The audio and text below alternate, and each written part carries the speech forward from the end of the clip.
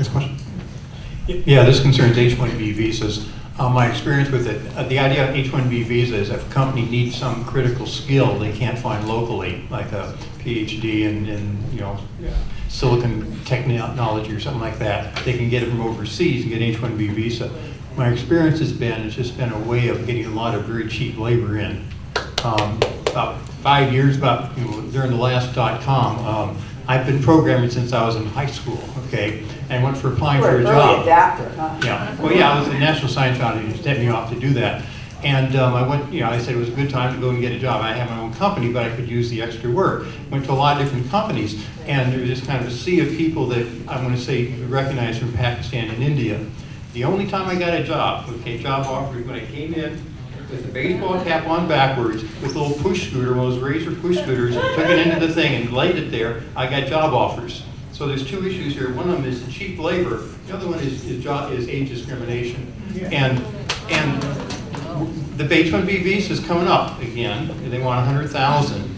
And I'm not in the job market anymore. It's not an issue. But a lot of our college graduates, and the type of jobs I saw were 2-year college graduates like Java programming is really simple. I mean, for me it was simple, but it's not that take that much effort. They're just using it as a way of getting cheap labor here, and we're denying a lot of American kids entry-level jobs that could certainly send them on their way. So I know a lot of big companies go for putting money in campaigns for H-1B visas, but I don't think it's good for America. I'm not talking to myself anymore, but it's not good for America. The second thing is on guns. I had 2 tours in Vietnam. I fired the M16. I have a lot of friends that are big gun owners, but the Second Amendment says a well-recognized, a well-regulated militia. And I think my suggestion, no one's ever said this, is that you can have your AR-15, something like that, but you must be part of the militia, i.e. the National Guard. And maybe that, or police department, something like that. Obviously, that's what the intent of the law was. The other issue is on like they're talking about fracking and the pipeline. My thing is that we really should have a carbon tax. Forget about all these side issues about getting the gas down, something like that. Push for a carbon tax. Forget about cap and trade. I have a degree in environmental engineering, master's degree from Stanford in this issue. Carbon tax makes the most sense. It's understandable and gradually put in place, and forget about all these other incentives for everything else that's non-environmental, including carbon tax. Absolutely does it. The last issue is when you watch 60 Minutes, they'll talk about something about tremendous fraud in Medicare, billions of dollars, and you wonder, okay, yeah. I hope you watch 60 Minutes and do something. Okay, that's So I'm now the ranking member on the subcommittee on oversight and government reform that has healthcare policy and Medicare and entitlements as part of this jurisdiction. And there's a whole area around Medicare fraud that I feel that we absolutely need to address. There's hundreds of millions of dollars that have been put into just going out there and finding the fraud now, which has never been done before, and it's been very good success. I think $6 or $7 billion came in the last year over that. So that issue of carbon tax, I think we're years away from that, just because this is still an economy that's too fragile to even consider that. And your point about H-1B visas, I would disagree with you that there isn't a need for them. I think there is a need for them. They have to qualify. And they have to be qualified, yes. They have to prove it. I also think that those who graduate with advanced degrees in science, technology, engineering, and math should be given a green card. I mean, we want to have those kind of brain at stake here. If you look at the Silicon Valley companies, the majority of the CEOs are not born here. So, I mean, our country has the richness of having immigrants become part of our country and to expand the universe for innovation. And then your fourth question was on age discrimination. No question about it. And for those who are older workers, I've had, as I said, 9 of these job hunters boot camps. And I asked the audience of 700 or 800, how old are you? The majority of them are over 50 years of age, and there tends to be a subtle but very real form of age discrimination when they want to go back into the workforce and they're not being hired. And we need to do something about it. We have laws against age discrimination, but there haven't been any really hallmark cases that have been taken up recently to deal with it, I don't think. Okay, next question. I'll be quick. My question is about the public television station that's KCSM, currently owned by San Mateo Community College, and it's up for bid next Wednesday, February 20th. And I heard that a couple years ago they opened up the bid, and they were soliciting the highest bidders, basically considering commercial bidders like the wireless companies, so they can get the most money out of it. But I think that was not really good for public interest. So I was hoping that maybe you can help to support public television. Yeah, I do want to be helpful in that regard. I didn't realize that the bids were going to be open this soon, but I was planning on trying to set up a meeting. It sounds like our timing is off a little bit, though. I just sent a note out to that effect. KCSM has been a great programmer in this community, so maybe if you have something there, we'll attempt to address it. All right. Thank you. Hi, good afternoon. My concern is immigration reform. Going to the back of the line, how would those who would be impacted with case status pending or denied? And I'm sorry. in the immigration reform, Yeah, they would still be allowed to stay here in the United States. They would have a green card, they could work, they have to go to the back of the line in terms of becoming eligible to become citizens, but they could become citizens. for those with pending status and also those who were denied with a visa, So those with pending status are going to be in the front of the line. Those that have been denied visas, they're denied a visa because they have been caught violating the law, correct? Typically? actually it's still pending with the USCIS. Oh, I see what you're saying. We could try and look into that for you, but I think that you would still be ahead of those who would be newly enfranchised. That would be great news. My second concern, Madam, is on sequestration. My sister is in the military, and he says that in the military by 2 weeks' time, there will be a sequestration by March 1. Is there some development on this problem? On sequestration, well, first of all, the military personnel is exempted from sequestration. Exempted from sequestration is military personnel, Medicare, Medicaid, food stamps. So those programs will not be impacted. There is about an 8% cut that the military would have to endure in the other parts of the military, and about a 5% cut in the rest of the federal budget. I don't know where we're going to be. The Republicans seem to be hell-bent in the House, hell-bent in the House to move forward with sequestration. And since they have the votes, we may be in a situation where for a period of days or weeks, we could be subject to. Now, there are a lot of horror stories. We'll have to wait and see what happens. But I've been told that if you're going to lay off 4,000 FAA workers, some of them are going to be air traffic controllers, and you're going to have some of these regional airports that are going to be closed, and then there's going to be greater impact on our larger airports like SFO, and it could be nightmarish. It would not happen if the Democrats were empowered. I don't want to be political here, but this is a game of brinksmanship that we should not be a part of. Right. It is our job to come to a resolution, pure and simple. Very brief question. I read somewhere that different departments of the government, and I remember specifically it was Social Security, in their offices, in the different departments, were buying up, storing, and collecting hollow bullets. Have you heard that? No. Anyway, can they outlaw hollow bullets? Please. The hollow point bullets, I believe, are outlawed in the Feinstein assault weapon ban. And there are a number of bills to outlaw them.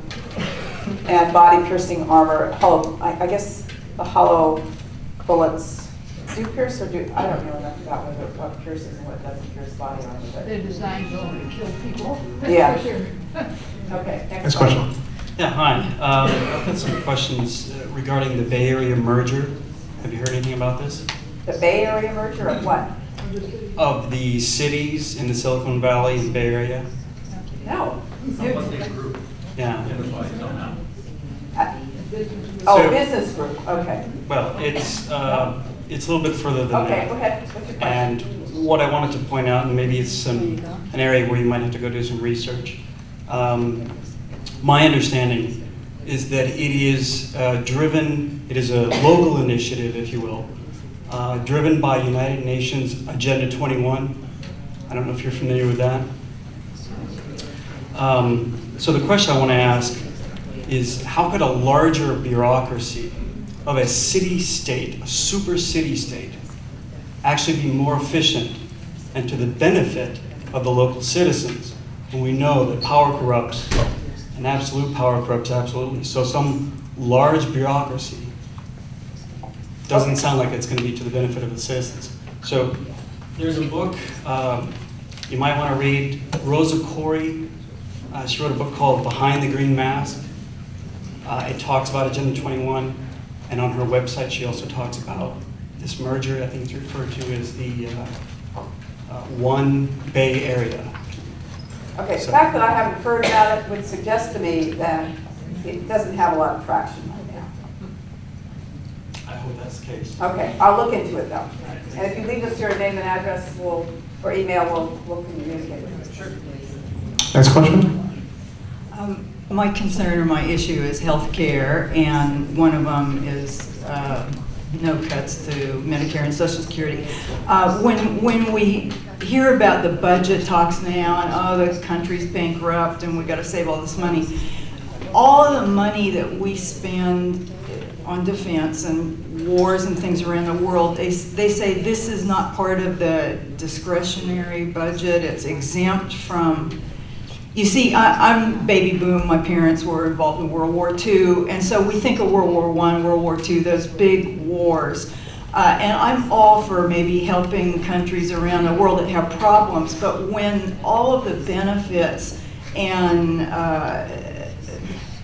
the post office, Medicare, healthcare, all this stuff's being cut, and you look at the money we are just wasting to now be the policeman for every country around the world to spend money on unnecessary wars. What can be done to for Congress to have this, if this is the defense budget or what, have a discussion? My representatives have no say, that's what I understand then, in how this money is spent around the world. Every time we want to intervene or send our military or send a $3 billion plane or ship to some foreign land. And that's fine if we all have our benefits that aren't being cut, but.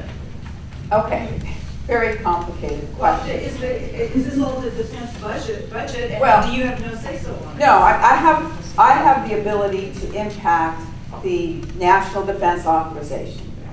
Then there's also the appropriations process. The president requires that we declare war. So the president can't go and declare war without congressional approval. Now, he does and has extended his engagement in certain areas, like the surge took place without really even informing Congress. We could probably clean up the law so we made that clear. In terms of foreign aid, the foreign aid that we provide around the world as a percentage of our budget is really quite small. I know we all think of it as being large. It's very small. I'm not talking about the aid. I'm talking about when we're sent We're talking national engaging. our defense, when our defense money for those planes and ships and military are all involved in other countries' war or no war. Okay, so those, I mean, when they That's a huge cost. when they dispatch planes or, ships around, like, they're not necessarily telling us they're doing that and they're moving around. I was, there's nothing like sitting on an airplane for 6 hours with someone. Yesterday I was on a plane with a gentleman who's retired military but working for the military as a federal employee now. And he was telling me stories. I couldn't write fast enough. He was such a wealth of information, but how he believes we waste money in the military. He has 30 years of experience. So there's lots of areas. One of his points was we're actually moving these planes on ships.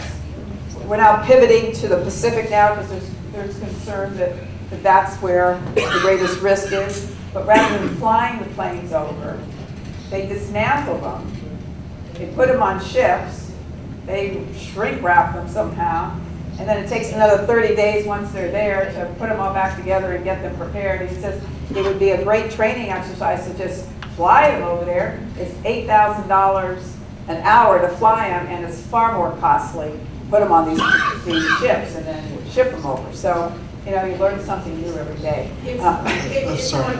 I just want to say, people like me and a lot of my friends, we don't want to hear about cuts to Medicare or Medicaid when our government money is just the money you're going to lay out to care for all the quote wounded warriors. We can't keep sending people. Do you see what I'm saying? Yeah, I agree with you. Okay. And Part D, you know. Part D is not funded. I worked in the healthcare field for 45 years. Right. And so that was a handoff to the insurance company. Well, to As the I pharmaceutical said. company. Yeah. Well, Yeah. so. So we've got to restore that. It will save us a lot of money. Okay, so no cuts to Medicare and Social Security? Well,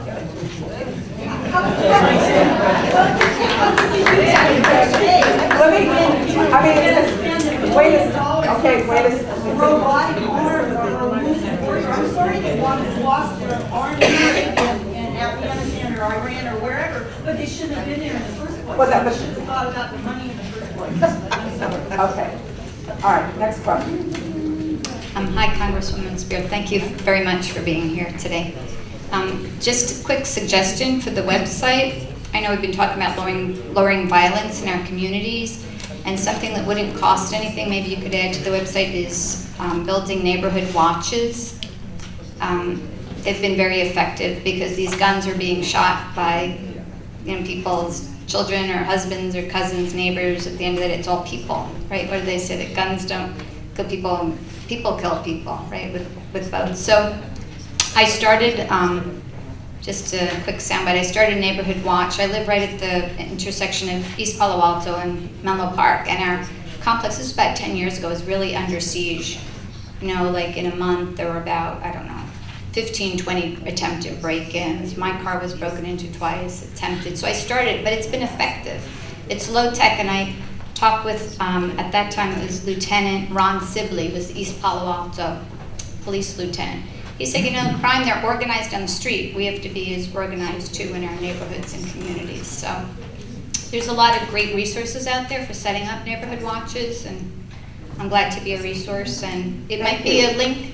And also, if people have ideas today, after today's meeting, for what might be helpful for the community, what is the best way to get, the suggestions to you, if there's links or things that might be helpful for the So you constituents. can email me, or befriend me on Facebook, or Twitter. You can do all those things, and we encourage you to do that. It's helpful to us. Let me just say, to your point, I'd love to have your information, because we're going to be putting a roundtable together in East Palo Alto on how we move forward on the gun violence issue generally there. But when I talked to the police chief a couple of days ago, he said recently there were 30 shots fired on a street in East Palo Alto, and only one person called. It was probably me. They don't even But your point about everyone having a sense of responsibility to see something, but they don't, because they're fearful that they'll be It's targeted. scary. I'm on East O'Keefe, which is right at the border with the PA and Menlo, and every night I hear gunshots. So it's sobering. So anyway, thank you for everything you're doing for us. Excuse me, Congressman. I just have to say this right quick, and I don't mean to cut in. But when you said that those many shots are going on and only one call come in, I was understanding, because I work with the Neighborhood Watch too, that they have certain machines all over and they know exactly where those shots are coming from. Yes. And now I'm hearing that 33 shots and only one person call in, and probably the reason why they didn't call in because they tell us that they automatically have machines that tell us exactly where that shot is coming from. So there is a new technology called Shot Spotter. My understanding is they have it here in Menlo Park and East Palo Alto, in both areas? Okay. So, you know what? Good question. I will get back to the police chief and find out. Please, because I know that for a fact. Next question. Hi, Jackie. Thank you for being here. I really appreciate it. I just had a healthcare question. What can be done about youth with disabilities who have turned 22 and are no longer covered under California Children's Services, because I recently turned 22 and now I'm not getting any occupational therapy or physical therapy at all. I can't get any of it. And it used to be through CCS, so I just need to know what can be done. You know what, we should be able to help you if you would just give your information to us. There is a high-risk pool that you should be able to access to get those services, I believe. And starting in, do you have family members that have insurance? Because you're eligible to be on their plan. Yeah, I do. I recently had surgery in December, and I do get occupational therapy just once a week. And it's not even an occupational therapist, it's a physical therapist at Kaiser. But the first time I had a tendon transfer on my left hand, I was having services through CCS 3 times a week for 3 months. And I'm only getting once a week if that. All right, let's see what we can find out for you. Next question. Mike Francois from East Palo Alto. I spoke to you earlier. I'm just going to make comments I don't expect you to comment on. First of all, the lady said something in regards to the war, sending people overseas and so forth, the cost. 2020 did something on that a few years ago. The biggest cost of the war is the fuel. That's the biggest cost, transportation. And the lady talked about the spot locators, whatever. It shows you where the gun is coming, where the shots are being shot, but you don't know who's doing it. That takes care of that, okay? Second of all, Time Magazine put out a letter cover, and some of you should get it this month. It's about 19 diseases you can get based on what's going into our water and in our air these days. They call them chemtrails. It's in the Time Magazine article this month. I'll give it to you. Ms. Spears is on here. And also, thank you for mentioning Glass-Steagall. Look it up. It's the Bank Act of 1933. It works. They take care of unemployment, employment, it stops taxes, stop the laying off of people. Also, Assembly Bill 2283. I'm asking you to look at it because it's talking about basically the breaking down of dead bodies and dumping them into our water supply and cleaning them up that way. Assembly Bill 2283. Also, I put a movie in here for you. And last but not least, I knew your husband. He was a friend of mine. We used to talk boxing, and he helped me. He taught me how to save a little kid's not life once, and that kid is now 26 years old. Thank you.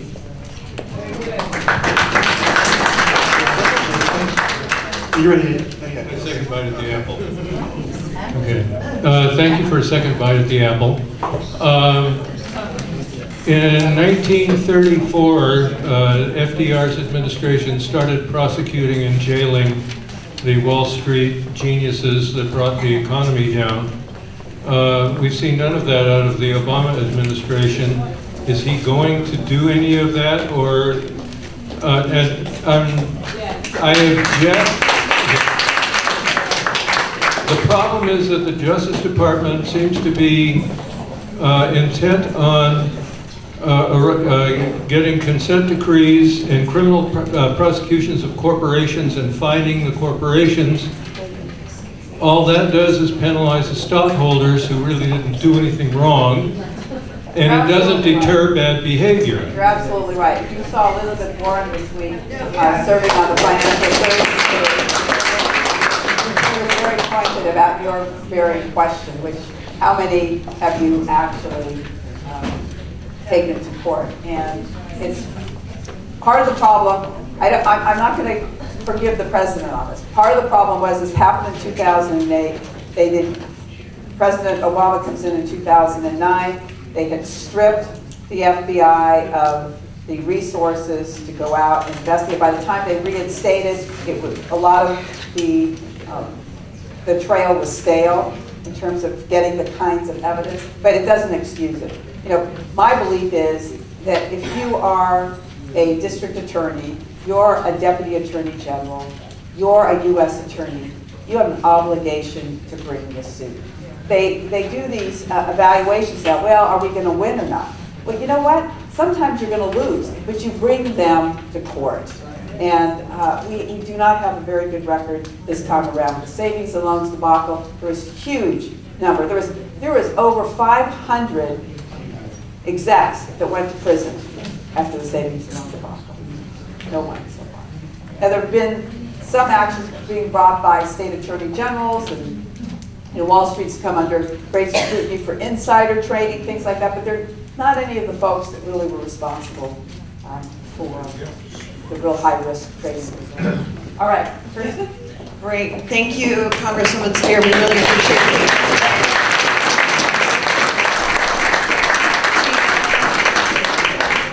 Congresswoman Speier is a wonderful representative, and we are so proud that you were able to come to Menlo Park today and speak to constituents from all over your district, so thank you so much. Thank you.